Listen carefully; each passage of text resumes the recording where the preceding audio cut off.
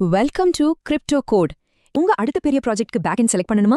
இப்போ ரெண்டு பெரிய பேர் இருக்கு. ஒன்னு ஃபயர்பேஸ், இன்னொன்னு சூப்பர்பேஸ். இதுல எதை செலக்ட் பண்றதுன்னு ஒரு பெரிய கன்ஃபியூஷன் இருக்கா? ஃபயர்பேஸ் அப்படிங்கிறது கூகுளோட ஒரு பேக்எண்ட் ஆஸ் அ சர்வீஸ், சுருக்கமா பாஸ் பிளாட்ஃபார்ம். சிம்பிளா சொல்லணும்னா உங்க ஆப்புக்கு பேக்எண்ட் வேணும் இல்லையா, அதாவது டேட்டாபேஸ், யூசர் ஆத்தென்டிகேஷன், இந்த மாதிரி விஷயங்கள்லாம். அதை பத்தி நீங்க கவலைப்பட தேவையில்ல, எல்லாத்தையும் கூகுள் பார்த்துக்கும். இதனால நீங்க உங்க ஆப்பை மின்னல் வேகத்துல டெவலப் பண்ண முடியும். அதுதான் இதோட மெயின் கோல்.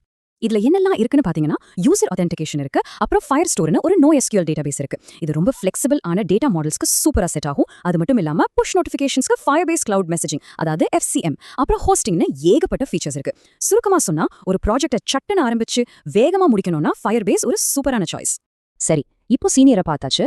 இப்போ களத்துக்கு புதுசா ஆட்டத்தையே மாத்த வந்திருக்கிற சேலஞ்ச சூப்பர்பேஸை பத்தி பார்க்கலாம்.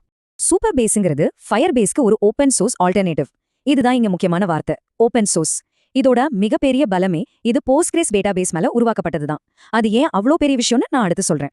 போஸ்ட்கிரஸ் பேஸா இருக்கிறதுனால என்ன அட்வான்டேஜ்னு கேட்டிங்கன்னா, உங்களுக்கு முழு SQL சப்போர்ட் கிடைக்கும். அதாவது நீங்க ரொம்ப பவர்ஃபுல்லான காம்ப்ளெக்ஸான டேட்டா குவரிஸ் எல்லாம் ஈஸியா எழுதலாம். இதோட ரியல் டைம் கேப்பபிலிட்டிஸ் கூட செம்மையா இருக்கு. எல்லாத்துக்கும் மேல டெவலப்பர்ஸ் கையில கண்ட்ரோல் அதிகமா இருக்கும். உங்களுக்கு SQL மேல ஒரு காதல் இருந்துச்சுன்னா கண்டிப்பா சூப்பர்பேஸ் உங்களுக்கு ரொம்ப பிடிக்கும். டேட்டாபேஸ் ஃபயர்பேஸ் யூஸ் பண்றது ஃபயர் ஸ்டோர். அது ஒரு NoSQL டேட்டாபேஸ். இது ரொம்ப ஃபிளெக்சிபிள் தான். ஆனா டேட்டாக்குள்ள இருக்கிற ரிலேஷன்ஷிப்ஸை ஹேண்டில் பண்றது கொஞ்சம் காம்ப்ளிகேட்டட். ஆனா சூப்பர்பேஸ் யூஸ் பண்றதோ போஸ்ட்கிரஸ், ஒரு SQL டேட்டாபேஸ். இதனால என்னன்னா, உங்க ஆப்க்கு ரொம்ப சிக்கலான குவரிஸ் தேவைப்பட்டா, உதாரணத்துக்கு நிறைய டேபிள்ஸை ஜாயின் பண்ணி டேட்டா எடுக்கணும்னா யோசிக்கவே வேணாம், சூப்பர்பேஸ் தான் பெஸ்ட்.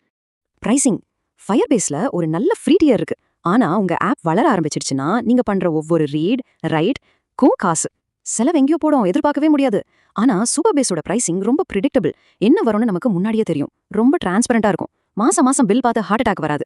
அடுத்து ரியல் டைம் கேப்பபிலிட்டிஸ், அதாவது சாட் ஆப் மாதிரி உடனுக்குடன் டேட்டா அப்டேட் ஆகுறது. இந்த விஷயத்துல ரெண்டுமே பயங்கர ஸ்ட்ராங். ஃபயர்பேஸ் பல வருஷமா இதுல கிங். சூப்பர்பேஸும் வெப் சாக்கெட்ஸ் யூஸ் பண்ணி அதே அளவுக்கு சூப்பரா ரியல் டைம் ஃபீச்சர்ஸ் கொடுக்குது. சோ இந்த ரவுண்ட் ஒரு ட்ரா. வெண்டர் லாக்இன் அப்படின்னு என்னன்னா, நீங்க ஒரு பிளாட்ஃபார்மை யூஸ் பண்ண ஆரம்பிச்சிட்டா அதுல இருந்து வெளியே வரது ரொம்ப கஷ்டம். நீங்க ஃபயர்பேஸ்குள்ள போயிட்டீங்கன்னா கூகுளோட உலகத்துல லாக் ஆயிடுவீங்க.